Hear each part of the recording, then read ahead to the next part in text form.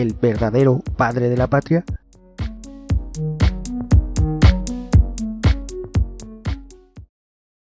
Sé bienvenido a tu canal Megóforo. Iniciamos.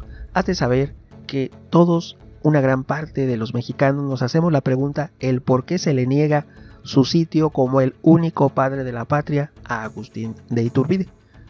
Sabemos que el iniciar algo, el comenzar, el empezar, no significa nada, porque siempre hay un lema que dicen y que se dice a toda aquella persona que quiere emprender, que quiere triunfar, que quiere salir adelante. Se dice: termina lo que empiezas.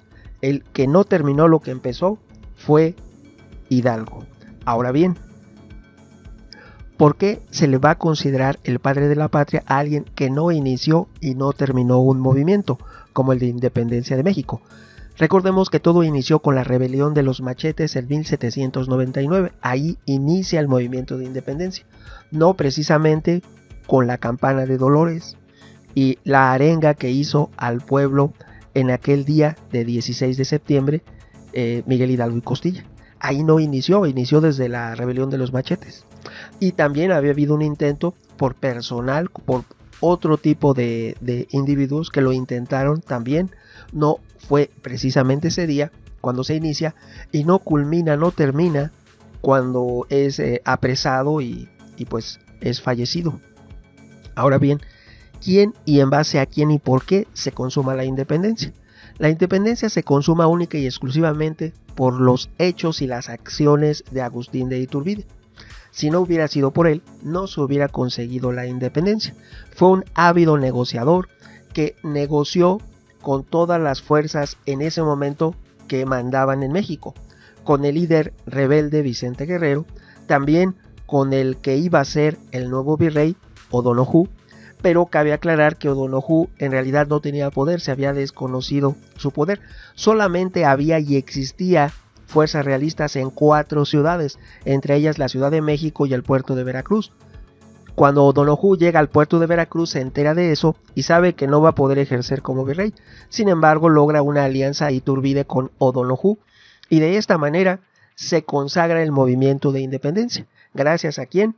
Al acuerdo de O'Donoghue, al acuerdo de Vicente Guerrero, al acuerdo de Agustín de Iturbide y a los comandantes de las fuerzas realistas en las 4 ciudades que aún gobernaba la corona española. Fue un ávido y maestro en la negociación para poder consolidar de manera pacífica la independencia de México. Recordemos que esas fuerzas españolas que estaban ubicadas en esas 4 ciudades se retiraron de nuestro país sin una sola baja, sin derramamiento de sangre. No hubo ya ningún conflicto o conflagración, ninguna escaramuza, ningún altercado. Todo fue por la hábil negociación de Agustín de Iturbide, quien permitió de esa manera conseguir de una manera pacífica la independencia de México, y fue cuando entra con el ejército trigarante cuando se materializa ese anhelo.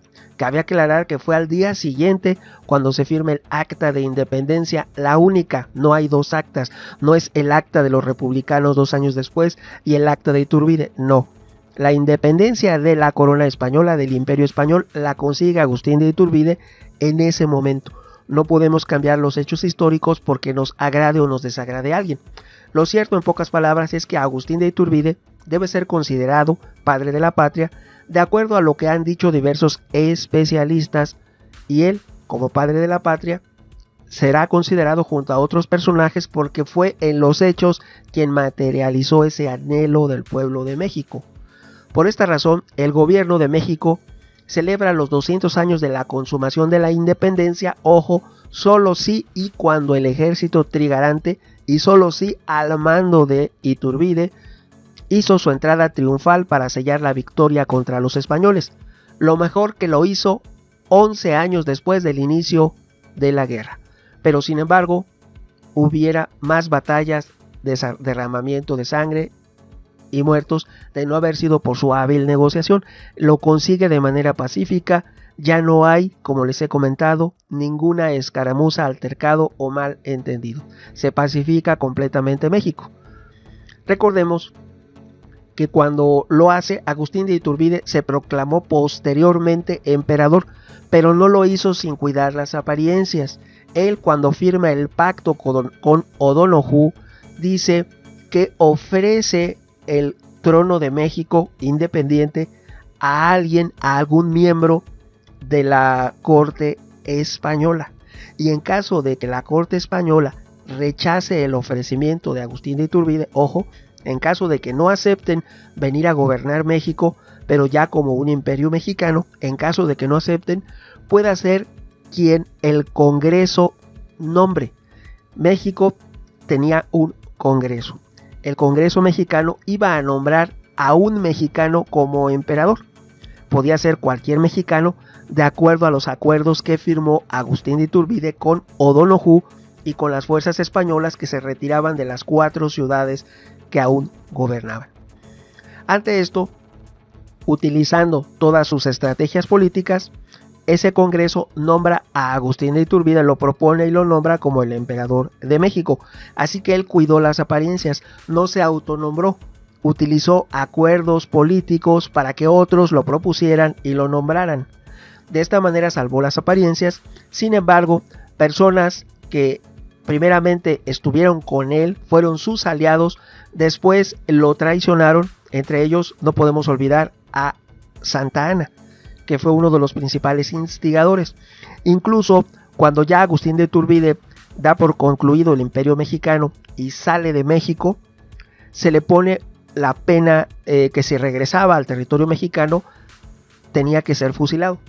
Sin embargo, cuando ya regresa y es fusilado en el pueblo de Padilla, esto fue, recordemos, que el 19 de julio de 1824 es cuando es ejecutado Agustín de Iturbide en el pueblo de Padilla. Ahora bien, ¿quién le rinde honores? ¿Quién manda rescatar el cuerpo de Iturbide y rendirle honores? Pues es Anastasio Bustamante, que aún y a pesar de todo defendió a Agustín de Iturbide. Las cosas se fueron complicando a un grado mayúsculo que poco a poco los liberales fueron ganando fuerza. Les hablamos, liberales son seguidores de Estados Unidos. Fue, recordemos, un espía de Estados Unidos, Poinsett, enviado de Poinsett, que negoció con los insurgentes el derrocamiento de Agustín de Iturbide y que se determinara una constitución republicana y se surgiera México como Estados Unidos mexicanos con la forma republicana que conocemos, a la caída lógicamente del Imperio Mexicano con Agustín de Iturbide. Recordemos que no nada más se perdió eso. Cuando Agustín de Iturbide se proclama emperador, lo proclama el Congreso y todos los firmantes del pacto lo proclaman emperador. Él no se autonombró, lo nombraron todas las fuerzas que pactaron la independencia de México, todos. No fue él, sino lo propusieron, lo nombraron y él quedó como el emperador mexicano. Él en ese momento tomó para sí todas las posesiones que habían sido de la Nueva España, todas las islas, incluida Cuba, Puerto Rico, la mitad de la isla de Taiwán, las Filipinas, todo lo que había sido las posesiones de la Nueva España, ahora serán del Imperio Mexicano, incluida toda Centroamérica, hasta colindar con la Gran Colombia, lo que hoy sería el actual país de Panamá. Hasta ahí llegaba México. México era increíblemente extenso bajo el mandato de Agustín de Iturbide. Posteriormente, los republicanos toman el poder, deponen a Iturbide y pierden todas las posesiones. ¿Por qué? Porque estaban apoyados y pactaron con Estados Unidos para que fuera México una república, y de esta manera ceden todas las pretensiones norteamericanas en el Caribe, porque ya sabemos que Estados Unidos quería Cuba, quería Puerto Rico y quería las posesiones españolas en el Caribe, incluido Florida y todo lo que pudiesen conseguir, incluida la Luisiana. La Luisiana era española, no, después dijeron que fue francesa, pero no, nunca llegó a ser legalmente francesa.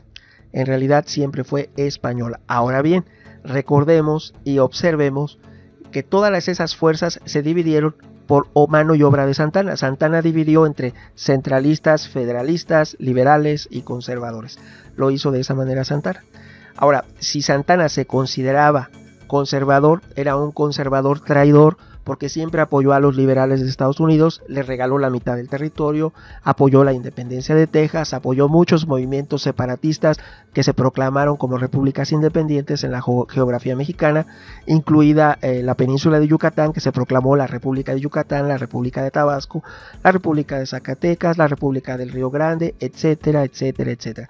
Todos esos movimientos en su momento, cuando gobernó Santana, él en cierta forma apoyaba la separación y la disgregación, todo lo que perjudicara y afectara a México, porque en lo que él intervenía, la mano que él tocaba, siempre las cosas salían mal para México. Entonces, a opinión de algunos, consideraban que Santana era un conservador. Santana no es conservador, es una persona que cambió en su momento de bando muy fácilmente, y por eso México terminó como terminó, con menos de la mitad del territorio.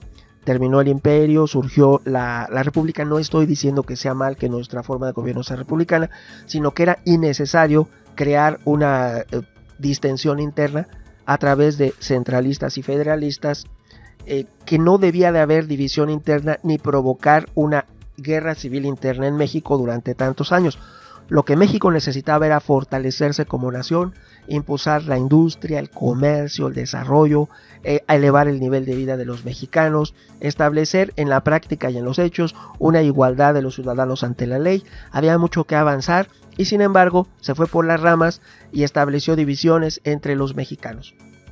Lo mismo llegó haciendo otro personaje que llegó a un pueblo, toda la población se refugió en la iglesia y él ordenó se le prendiese fuego a la iglesia. Les hablo de Benito Juárez. Su mayor seguidor de Benito Juárez, que participó con él, fue de la mano de él, es Porfirio Díaz, y ya sabemos que Porfirio Díaz estableció el porfiriato. Pero si tomamos en consideración la economía mexicana al momento de su independencia, hasta justo antes de la Revolución Mexicana, el único periodo de riqueza en México fue el porfiriato. Tenía sus luces y sus sombras, no quiere decir que yo apoye todo lo que hicieron, había mucha desigualdad social, lo cual sin lugar a dudas no debe aceptarse de ninguna forma. Debemos ser los mexicanos iguales ante la ley. Tenía luces y sombras, como lo he mencionado, todos y cada uno de los personajes de nuestra historia, incluido Agustín de Iturbide. Por lo tanto, debe de establecerse que aún y a pesar de todo, los hechos son unos e indivisibles. Quien entró con el ejército trigarante fue Agustín de Iturbide, y solo por él y gracias a él se consiguió la independencia. No fue por Hidalgo, ni tuvo nada que ver a un personaje que nació años más tarde, que se vanagloria como el mejor presidente de México, que no lo es sin lugar a dudas, que quebró al país, que dejó una deuda inconmensurable, se acabó todo el dinero de la iglesia porque nacionalizó los bienes de la iglesia, y se acabó todo el dinero que le quitó a la iglesia, que era la más rica en ese momento. Poseía el 70% de todas las propiedades privadas de México, la iglesia, se las quitó Benito Juárez, también confiscó el oro del Banco Jesuita, recibió dinero por la concesión Lis, una base en suelo mexicano del ejército norteamericano, y todo ese dinero no le bastó y no le alcanzó, y aún así dejó al país quebrado. Les hablo de Benito Juárez, él hizo todo lo que les he comentado. Él recibió dinero para que Estados Unidos pusiera una base, su ejército hizo una base en suelo mexicano, y esa base duró más de 50 años. Les hablo de la base Pichilingue. Hay muchas cosas que desconocen, que la mayoría de los mexicanos no nos gusta recordar, como lo de la base norteamericana en suelo mexicano, que autorizó, auspició y recibió dinero por ello Benito Juárez. También el McLean Ocampo y tantas concesiones que dio a los Estados Unidos Benito Juárez. Entonces no puede ser el mejor presidente alguien que les permite paso libre por el istmo de Tehuantepec con el McLean Ocampo y les autoriza una base por 50 años en suelo mexicano en la península de Baja California. Son cuestiones que son imposibles de conciliar una con la otra. Ahora bien, no pudo haber sido tan malo tampoco Porfirio Díaz, porque la economía mexicana nos elevó a ser el primer país de América Latina más rico que Estados Unidos. Nuestra moneda, el peso, en el momento que gobernaba Porfirio Díaz, valía más que el dólar estadounidense. Nuestro peso valía más que las principales monedas. Se tomaba como referencia a nivel internacional, a nivel mundial. El peso de oro mexicano de Porfirio Díaz era una referencia numismática. Por lo tanto, no todos los personajes tienen luces y sombra. Si tú decides apoyar a uno o a otro, debes considerar lo que hizo bien y lo que hizo mal, pero no debes restar méritos. Un mérito que se le resta indudablemente a Agustín de Iturbide es que él es el verdadero padre de la patria. Como siempre, tu opinión es muy importante. Opiniones habrá muchas. ¿Tú qué piensas? Tu amigo Megóforo. Hasta pronto.